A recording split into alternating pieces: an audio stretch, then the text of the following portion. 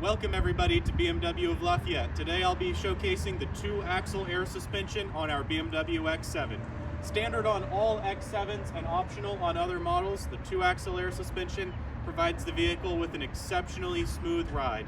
Under normal driving circumstances, the car will raise and lower the ride height on its own, but as an added flexibility, the driver can adjust the ride height on their own, either by using the interior button on the center console, the button on the tailgate of the vehicle, or as an added convenience via the BMW app.